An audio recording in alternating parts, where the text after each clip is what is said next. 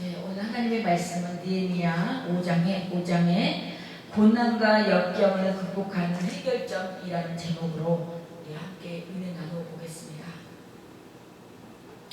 오늘 지금 우리나라 현실을 보면 지금 뜻하지 않게 올 1월 달에 코로나19라는 전염병이 생겨서 지금 굉장히 소상공인도 그렇고 지금 가정마다 또 가족들마다 이상가족이 아닌 이상가족이 되어서 병원에 계신 분들하고 자주 만날 수도 없고 면회할 수도 없고 병문안을 갈 수도 없는 그런 정말 처참한 그런 지금 현실에 있습니다. 교회는 교회대로, 나라 경제는 경제대로, 교육은 교육대로 지금 자녀들도 지금 한참 공부할 시기에 우리 조카도 지금 초등학교 5학년인데 학교를 못 가니까 아이가 너무 힘들어한다고요. 그래서 데리고 가라고 이렇게 집회하는데 좀 데리고 가라고 하는데 또 사람 마음이 부모하고 또 같이 가면 모르는데 또 이렇게 데리고 갔다가 또 만에 하나 또 안 좋은 일이 생기면 또 어떻게 하나 싶어서 조바심 때문에 데리고 가지 못하는 그런 일들이 있는데 이렇게 지금 우리나라에 처한 상황은 굉장히 지금 극심합니다. 근데 우리가 이 전염병이 왔네? 가게는 가게대로 문을 못 열고 학생들은 학생들대로 공부를 못하고 또 서민들은 장사를 못하니까 힘들어서 여기저기서 목소리 나고 그런 가운데 왜 하나님께서 왜 우리에게 이런 상황을 닥치게 해느냐는 것입니다. 이 재앙을, 이 문제를 우리가 여기서 하나님을 아는 세상 사람들은 하나님이 어딨냐, 하나님을 모독하고 하나님을 욕하고 그렇지만 우리 믿는 사람들은, 하나님의 백성들은 이 속에서 하나님의 뜻이 무엇이 있는지, 어디에 하나님의 뜻이 있는지, 무엇이 어떤 것을 계획하기 위해서 이런 사태가 있는지 우리는 그것을 생각해야 됩니다. 여기 오늘 본문에 보면은 이스라엘 민족 역사도 오늘날 우리가 경험하고 있는 어려움 이상의 위기를 겪고 있었습니다. 바벨론 포로 생활에서 돌아온 이스라엘 백성들은 민족의 부흥을 꿈꾸고 있었지만 여러 어려움의 문제들에 직면하게 됩니다. 느헤미야라는 이스라엘 지도자가 민족 재건의 역사적 소명을 가지고 조국에 돌아와 예루살렘 성벽을 재건하는 일을 감당했지만 그 역시도 여러 가지 어려움의 문제들을 만나면서 절망을 경험하고 있습니다. 그 당시 이스라엘 민족과 느헤미야가 직면했던 절망적 이유는 본문에 의하면은 세 가지 문제가 있는데, 하나는 기근과 흉년 때문에 얻게 된 어려움이고, 그 다음은 과도한 세금을 걷어들이는 문제였어요. 그거 나머지 하나는 과도한 빚 문제였어요.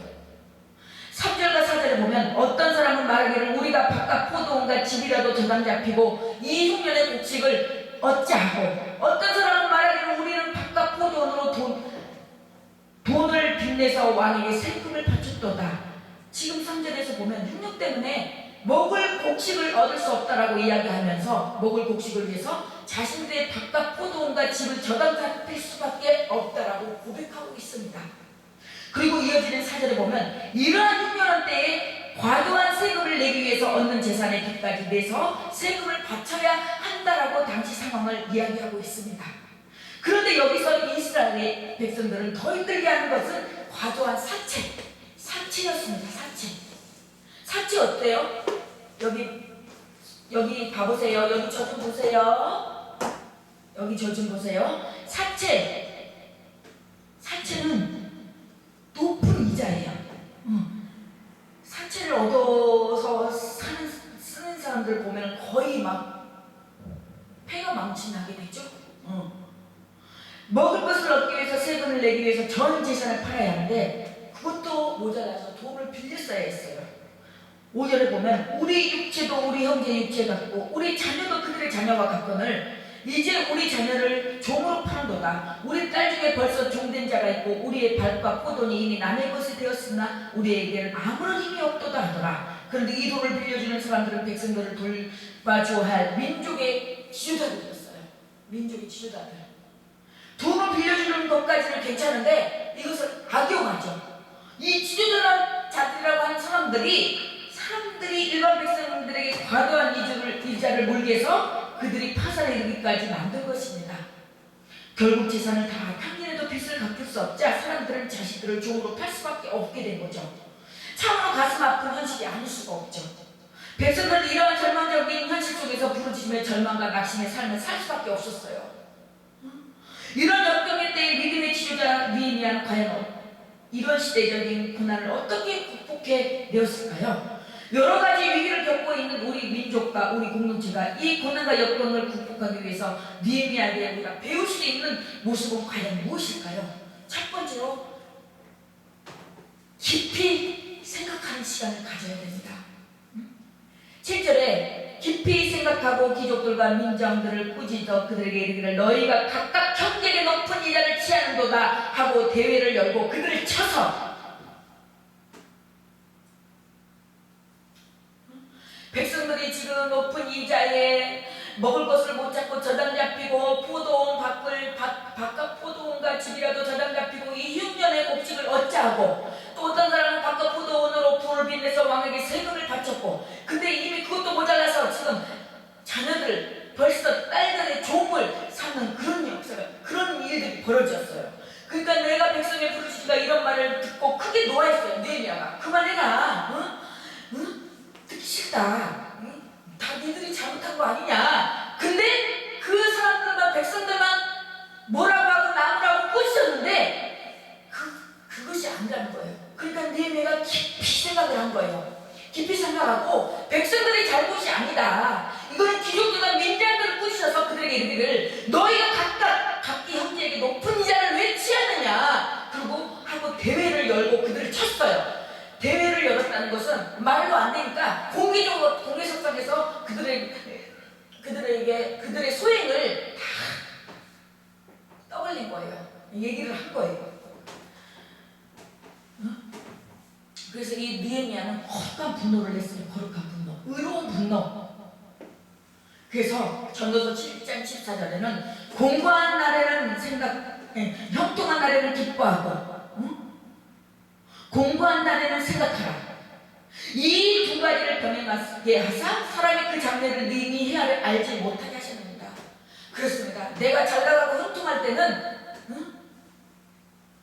기뻐하고 또 내가 어려움을 당할 때는 왜 이 어려움이 나에게 닥쳤는지 왜 나에게 저 사람이 나한테 공격을 하고 저 사람이 나를 모욕하고 나를 비방하는 것이 그 사람이 잘못된 것이 아니라 그 사람을 통해서 하나님께서 나에게 하시고자 하는 주님의 뜻이 의도가 있다는 거예요. 그것을 우리는 깊이 생각해야 돼요. 히브리서 3장 1절에도 예수를 깊이 생각해라. 예수를. 우리는 이 공고한 날에 이 환난과 어려움과 고난이 닥칠 때 우리는 주님을 깊이 생각해야 돼요. 주님을. 옛날이야. 내가 옛날에는 그랬는데 저랬는데 그걸 옛날에 그 왕년에 잘 나갔던 때를 생각하지 말고 예수를 깊이 생각하라는 거예요. 예수님을 이때 이 상황이라면 어땠을까? 예수님은 이 상황이라면 어떻게 대처했을까?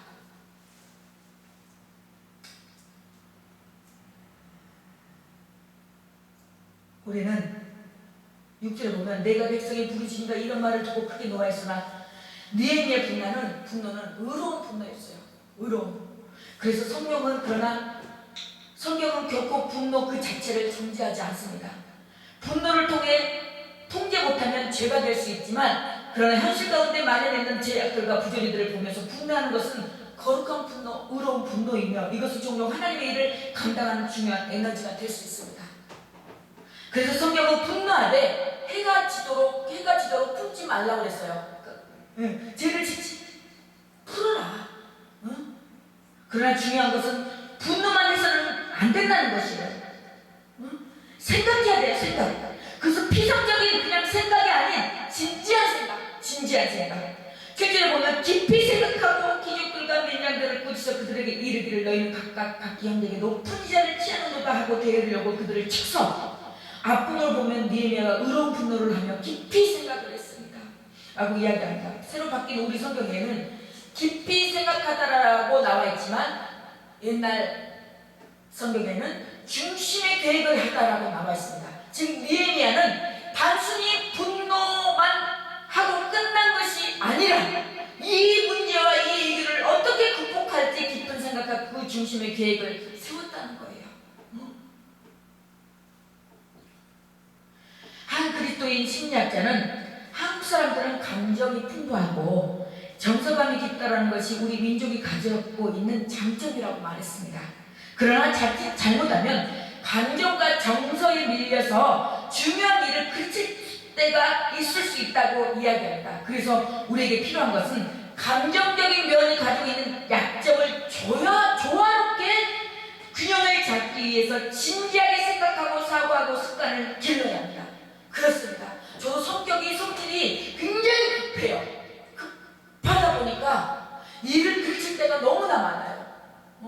그래서 우리가 이 말도 생각을 하고 이 말을 상대방에게 했을 때 이 상대방이 어떻게 생각할까 그쯤 한 번쯤 생각하고 이야기를 해야 되는데 저 또한 그냥 숨기려면 나가요. 그냥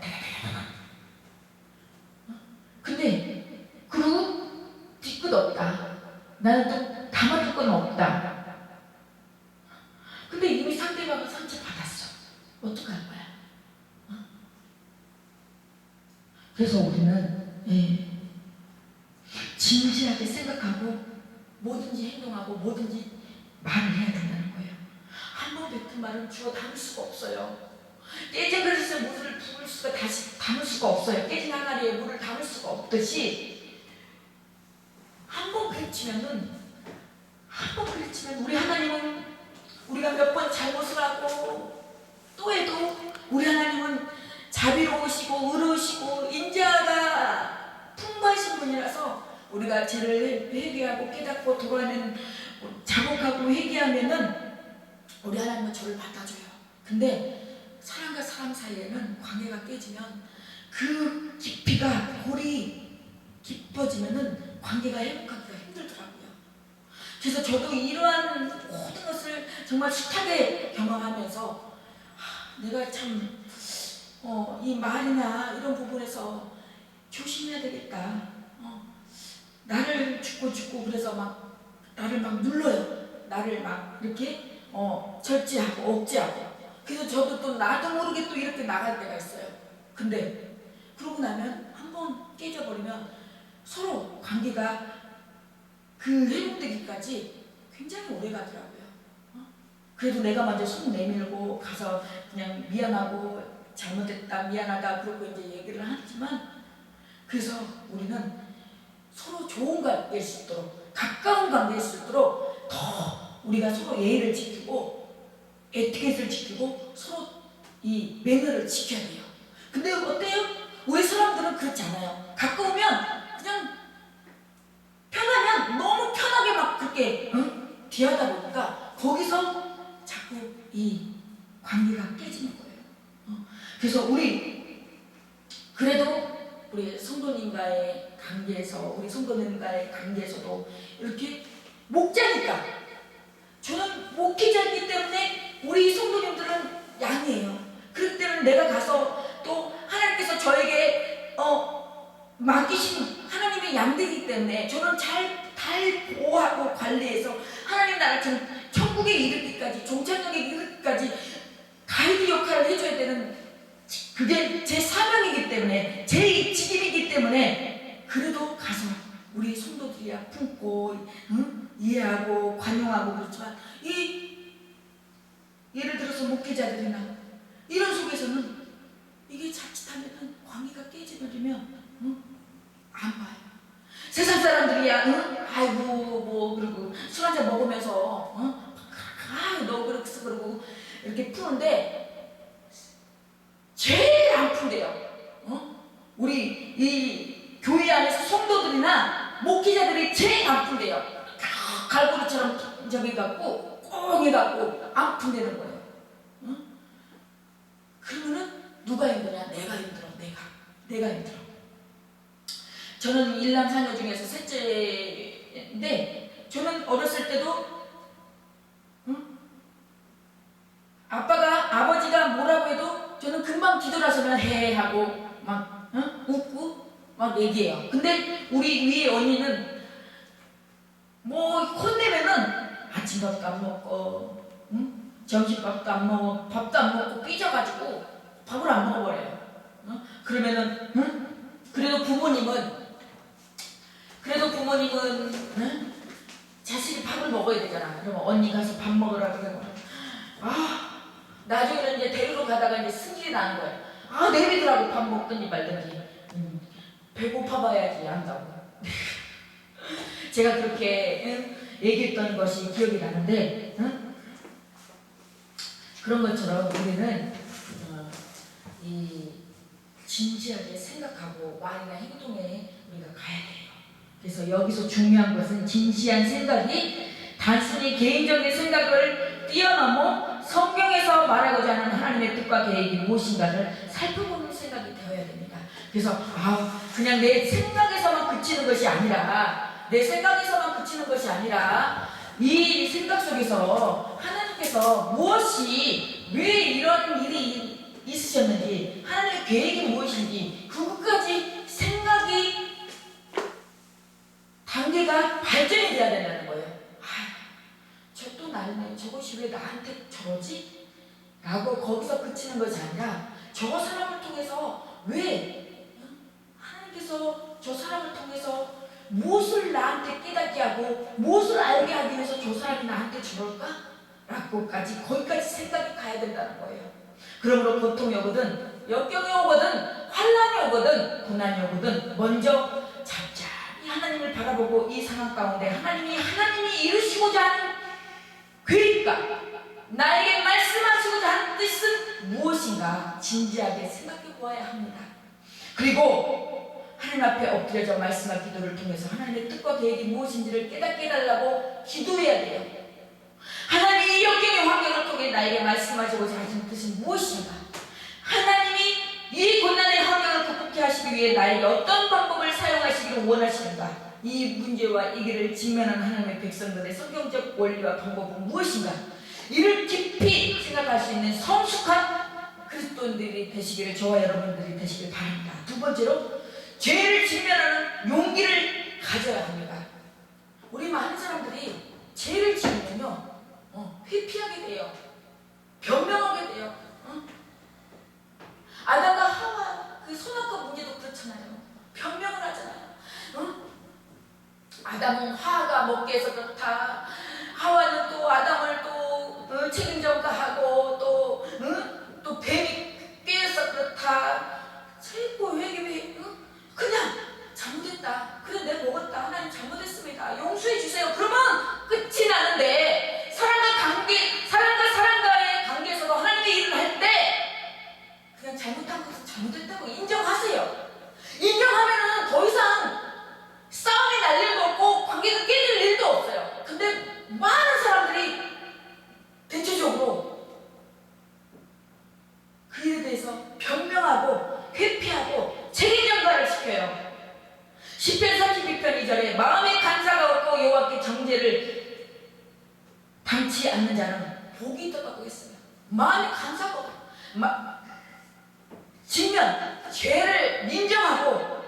죄를 인정하고 죄를 받아 그것을 강교하게 간사하게 일 빼고 절 빼고 하는 게 아니라 그냥 잘못한 것은 인정하세요. 왜 인정 못해요?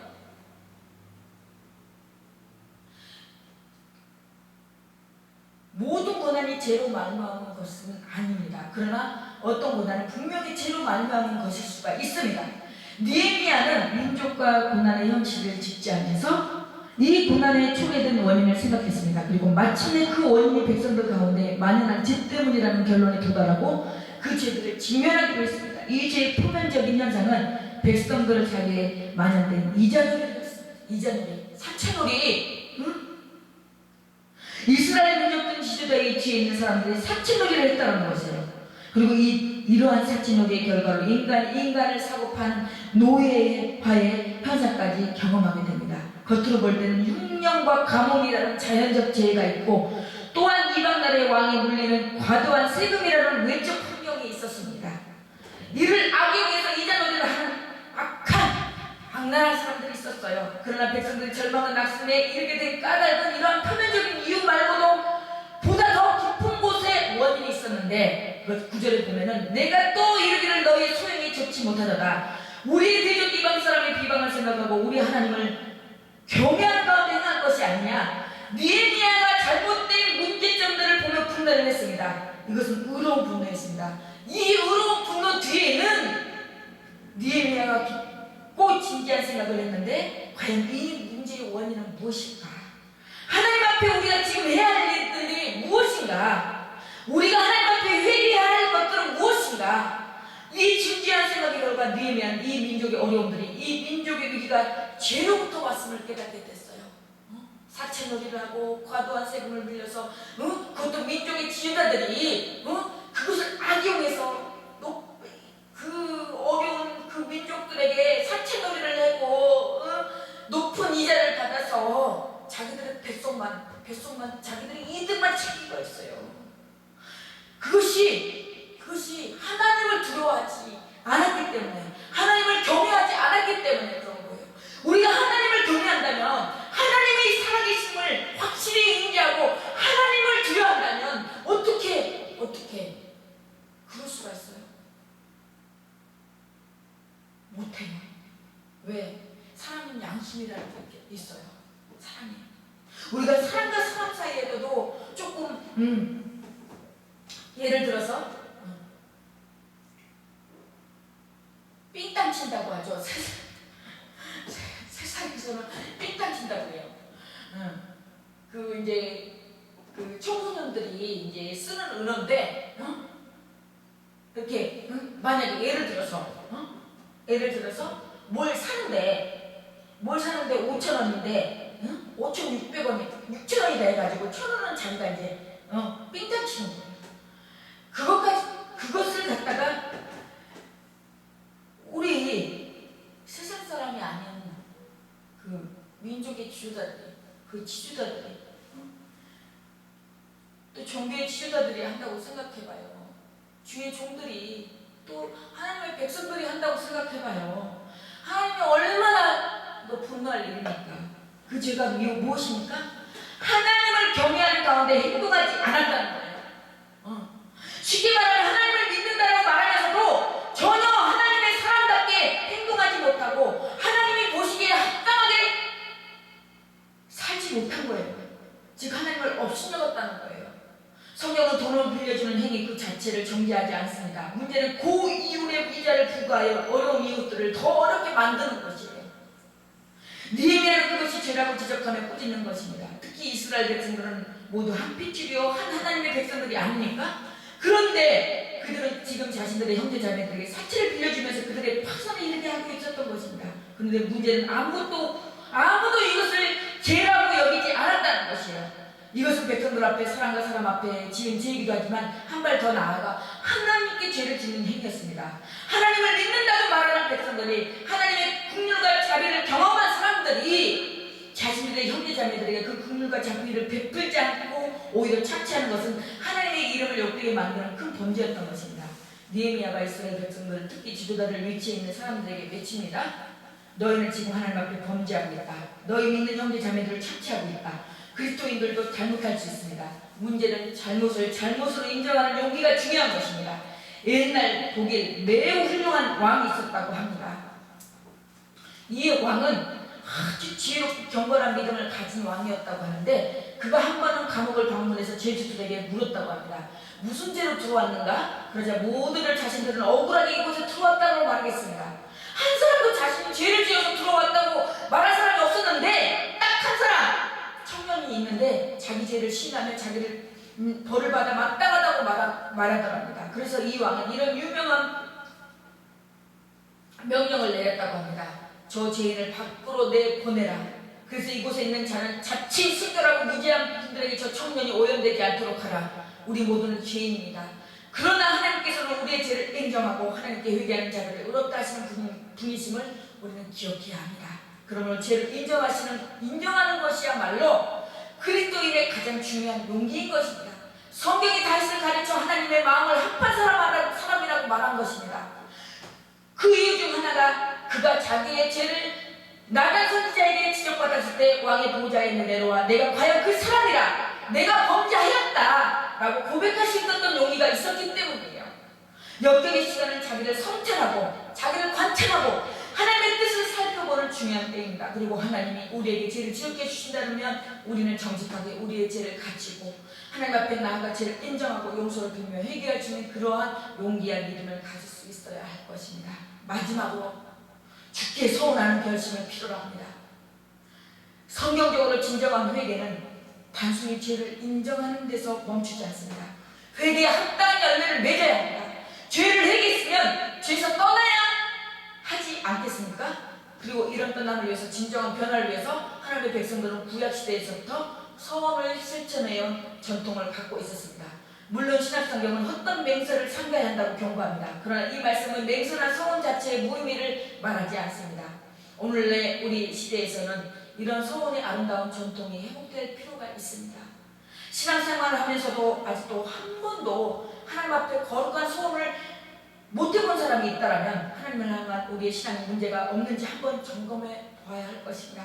특히 고난의 시간, 역경의 시간을 지나면서 이 역경이 제 결과로 깨달아졌다면 이제야말로 하나님 앞에 새로운 미래의 삶을 결심하는 시간이 아닙니까? 하나님 저를 용서해 주신다면 이제라도 하나님의 뜻대로 살겠습니다 라는 결심을 해야 하지 않겠습니까? 물론 입에 발린 말로 그 위기의 순간을 모면하기 위해서 어쩔 수 없이 하는 고백을 결심은 소용이 없는 것입니다. 그것이 말로 성경에서 말하는 헛된 맹세이고 하나님 앞에 또 다른 죄를 짓는 것입니다.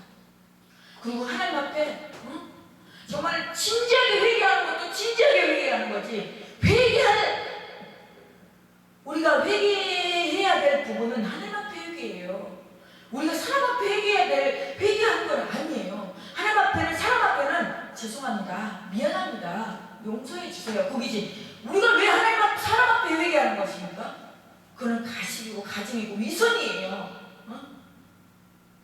아무 데나 갔다 그렇게 회개라는 말을 그렇게 너무 남용해서도 안 된다는 것이죠. 저는 깜짝 놀랐어요. 어떤 목회자 보니까 저기 한 것도 회개합니다. 그냥 소소한 것도 회개합니다. 그건 아니에요. 여기에 보면은 레위기 19장 12절에 보면 너희는 내 이름으로 거짓 맹세함으로 내 하나님을 욕되게 하지 말라. 나는 여호와니라고 했습니다. 거짓 맹세하면 안 됩니다. 그리고 이 느헤미야는 10절을 보면 느헤미야가 총독의 녹을 받지 않았어요. 12년 동안. 또한 네가 총독으로 세움을 받았는데 곧 아닥사스단 제12년부터 제32년까지 12년 동안 나와 내 형제들이 총독의 녹을 먹지 않았다고 했습니다. 여기 보세요. 예? 12년 동안. 근데 나보다 더 먼저 있었던 총독들은 백성에게서 양식과 포도주와 또 은 40세겔을 그들에게 빼앗았고 또한 그들의 종들도 백성을 남지하였으나 나는 하나님을 경외함으로 이같이 행하지 아니하고, 하나님을 경외함으로 이같이 먼저 있었던 총독들은 백성들에게 양식과 포도주와 또 은 40세겔을 그들에게 빼앗았고 또한 그들에게 종자들 백성들을 압제했으나 나는 하나님을 경외함으로 이같이 행하지 아니하고 또한 도리어 이 성복봉사에 힘을 다하여 땅을 사지 아니하였고 또 모든 종자들을 모여서 일을 하였으며 또 내 상에는 유다 사람들과 민장들 150명이 있고 그 외에도 우리 주위에 이방족 소들 중에서 우리에게 나온 자들이 있었는데 매일 나를 위하여 느헤미야를 위하여 매일 소 한 마리와 살찐 양 6마리를 준비하되 닭도 많이 준비하고 열흘에 한 번씩은 각종 포도주를 갖추었나니 비록 이같이 했을지라도 내가 총독의 녹을 요구하지 않았다고 했어요. 임금을 받지 않았다고 했어요. 그러나 오늘 우리는 어때요? 나는 깜짝 놀랐어요. 어떤 목회자 내가 찬양인도 3번 하고 설교했다고. 목회자 여러분, 저를 비롯해서 정신 똑바로 차려야 됩니다. 에? 돈 벌러 다니니까? 하나님의 일을 돈 벌러 다니니까? 정신 차리세요. 네?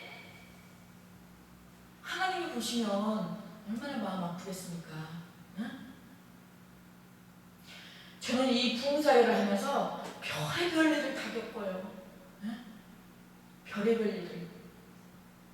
정말 그거 보면서 하나님께서 저 케이스를 통해서 저 일을 통해서 저는 그렇게 하지 말라는 하나님의 사인이기도 했어요. 내 하나님이여, 내가 이 백성을 위하여 행한 모든 일을 기억하사 내게 은혜를 베푸시옵소서.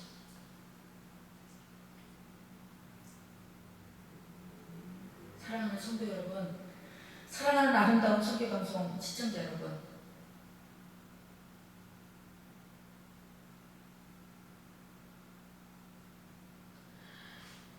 5장 10절에 내가 옷자락을 털며 이르기를 이 말대로 행하지 아니하는 자는 모두 하나님이 또한 이와 같이 그 집과 사람에서 털어버리실지니 그는 곧 이렇게 털려서 빈손이 될지어다 하며 회중이 다 아멘하고 여호와를 찬송하고 백성들이 그 말대로 행하였느니라. 사랑하는 성도 여러분, 우리 하나님이 털어버리면요, 우리 하나님이 훅 털어버리면요, 그 있는 거 재산 다 날아가요. 아무것도 아니에요. 예?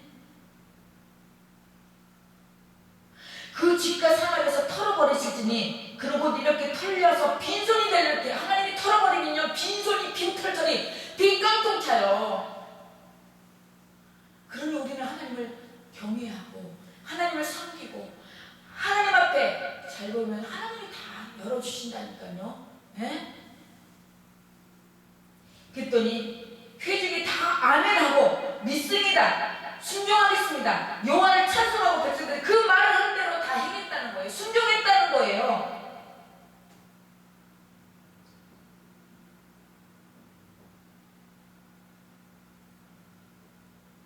첫서 느헤미야가 그들에게 이르기를 우리는 이방인의 손에 팔린 우리 형제 유다 사람들을 우리의 힘을 다하여도 돌아 찾았거늘 너희는 너희 형제를 팔고자 하느냐? 더구나 우리 손에 팔리게 하겠느냐 하며 그들이 잠잠하여 말이 없기로 내가 또 이르기를 너희의 소행이 좋지 못하도다. 우리 대적 이방 사람의 비방을 생각하고 우리 하나님을 경외하는 가운데 행한 것이 아니냐? 나와 내 형제와 종들도 역시 돈과 양식을 백성에게 구워주었거니와 우리도 그 의자 받기를 그치자. 그런즉 너희는 그들에게 오늘이라도 그들의 밥과 포도원과 감람원이라도 집이며 너희가 꾸어준 돈이라도 양식이나 새 포도주나 기름의 100분의 1을 돌려보내라 하였더니 여기서 이자 받기를 그치고 거기서 안 한 것으로 그치는 것이 아니라 행동이 임했어요. 100분의 1을 돌려보냈어요. 새 포도주나 기름이나 돈이나 꾸어준 돈이나 양식이나 감람원이나 포도원이나 밭이나 집이며. 그러니 이들이 지금 몇 가지를 지금 이 악행 소용을 했어요. 그것도 다 돌려보냈다는 거, 100분의 1을. 그들이 말하기를 우리가 당신의 말씀대로 행하여 돌려보내고 그들에게서 아무것도 요구하지 아니하리라 하기로 내가 지시는 걸 불러 그들에게 그들 말대로 해야겠다고 맹세하게 하고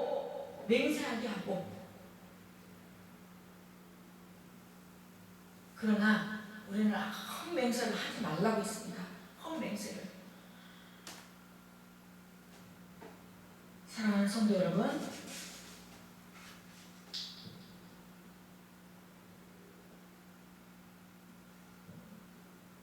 오늘 복에 그른 강림하사 이 지은 이 분은 영국에서 폭력배 서클에 가입해 있던 17살의 한 소년이었어요. 방탕을 일삼았던 그는 당시 유명한 조지 히필드 목사님의 설교를 듣고 회개를 하게 되었어요. 회개를 하는 열심히 신앙생활을 했지만 다시 그는 세상에 빠져 방황하는 삶을 살았습니다. 하나님을 믿는다라고 말하면서 다시 방탕의 길로 빠져든 이 청년은 너무나도 괴로운 나머지 죄책감과 더불어 절망에 빠지기 시작했습니다. 그러다가 어느 날 주일 그날에 술에 취해 방황을 하고 있었는데 한 기부인을 만나게 되었습니다. 그 부인은 교회에 가는 도중이었는데 이 청년을 보고 안쓰러운 마음에 복음을 전했다고 합니다. 부인의 복음을 듣고 이 청년은 사실 저는 교회를 다녔고 한때 신앙을 가졌던 사람입니다. 부인이 이 소리를 듣고 그럼 지금 무엇을 하고 있는 것입니까? 방황을 접고 어서 하나님 품으로 나오세요. 부인은 이 청년을 끌고 교회로 데리고 나왔습니다. 그리고 예배 시간 하나님께서는 이 청년에게 한량없는 은혜를 부어주셨고 이 청년은 눈물로 회개하며 다시 주님의 품으로 들어갔습니다. 다시 영국 교회는 예배 시간은 성도들 앞에 나와 자신의 죄를 고백하고 회개하는 정통이 있었는데 이 청년이 이때 성도들 앞에 나와 자신의 죄를 자복하고 회개와 함께 앞으로 주님을 위해 살겠다는 믿음의 소원과 맹세를 하게 되었습니다. 이 청년의 이름은 로버트 로빈슨으로서 훗날 아름다운 찬송시와 찬송가를 만든 유명한 그리스도인이 되었습니다. 이순 로빈슨은 자신의 체험한 은혜를 기억하면서 찬송가 시를 한 편 쓰게 되었습니다. 자신의 참여하는 마음을 담아 쓰는 신앙의 시가 우리가 잘 아는 찬송가 28장 복에 그는 강림하사. 무엇보다 3절의 가사가 그가 방황하는 삶을 회개하고 예배당에 나와 신앙의 소원을 했던 때를 기억하며 지었던 시입니다. 주의 귀한 은혜 받고 일생 빚진 자 되네 주의 은혜 사슬 대사 나를 주께 말소서. 우리 마음은 연약하여 범죄하기 쉬우니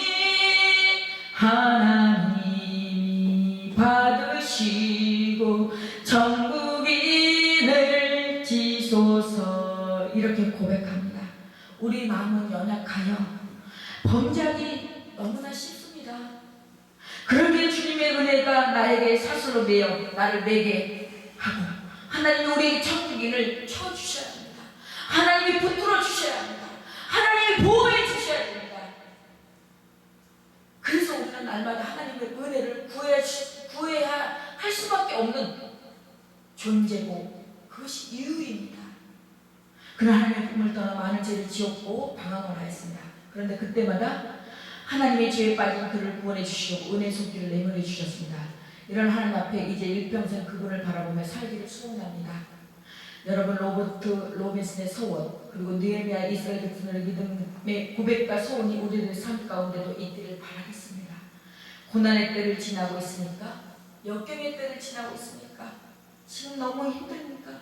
우리 자신을 뒤돌아보면서 이 고난과 역경의 때를 감추어진 하나님의 뜻과 계획이 무엇인지 진지하게 우리 하나님 앞에 아뢰보시길 바랍니다. 그리고 우리의 잘못과 죄가 있다면 정직히 회개하며 이제부터 하나님을 바라며 하나님만을 위해 살겠다는 믿음의 소원과 결심을 하심으로 우리가 경험하는 고난과 역경을 믿음으로 이겨낼 수 있기를 예수님의 이름으로 간절히 축원합니다.